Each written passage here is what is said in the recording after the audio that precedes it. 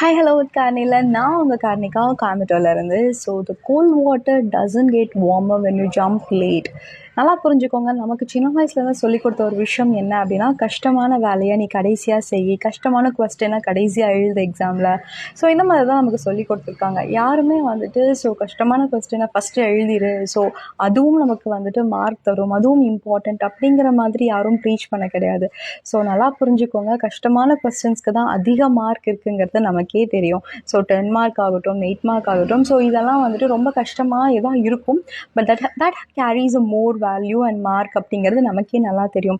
But still நம்ம என்ன பண்ணுறோம், அது லாஸ்ட்டாக தான் நம்ம எழுதுகிறோம். ஸோ அதே மாதிரி தான் லைஃப்பில் நமக்கு அப்படியே வந்துட்டு ஸ்டப்பர்னாக வந்துட்டு நம்ம மைண்டில் செட்டான ஒரு விஷயம் தான் ஸோ கஷ்டமான வேலையை வந்துட்டு நம்ம கடைசியில் பண்ணிக்கலாம் அப்படிங்கிறது. So never do that mistake.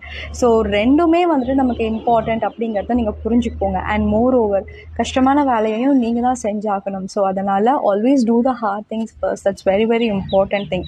ஏன்னா அப்போ தான் நீங்கள் அந்த விஷயத்தை நெக்லெக்ட் பண்ண மாட்டீங்க அண்ட் அதுவும் வந்துட்டு மிஸ் ஆகாமல் இருக்கும். ஸோ அதனால் நல்லா புரிஞ்சுக்கோங்க.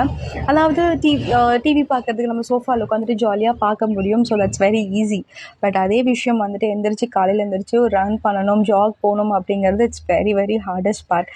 அதனால் ஸோ எல்லாமே ஈஸியாக லைஃப்பில் அமைஞ்சிரும் அப்படின்னு நினச்சிங்கன்னா definitely that will not happen. So initial ஸ்டேஜில் கொஞ்சமாக நம்ம வந்துட்டு கஷ்டப்பட்டோம் அப்படின்னா மேபி ஃப்யூச்சரில் வந்துட்டு லைஃப் ரொம்ப நல்லாயிருக்கும். பட் ஆரம்பத்துலேயே நம்ம ரொம்ப ஈஸியாக ரொம்ப சஃபிஸ்டிகேட்டடாக இருந்துட்டோம் அப்படின்னா பின்னாடி வந்துட்டு கஷ்டம் வரும்போது அது ரொம்ப நம்மளால் டேக்கிள் பண்ண முடியாமல் போயிடும். அட்லீஸ்ட் த பேசிக் திங்ஸை வந்துட்டு நம்ம வந்துட்டு கொஞ்சமாவது நம்ம லைஃப்பில் வந்துட்டு ஹார்ட் ஒர்க் பண்ணணும் அண்ட் ஹார்ட் திங்ஸை வந்துட்டு பண்ண கற்றுக்கோங்க. அதுலேருந்து எஸ்கேப் ஆகாமல் try to just do it. So யோசிச்சு பாருங்கள். இன்னும் நிறையா பேசுவோம். Just stay connected with me until that signing off from Karnika.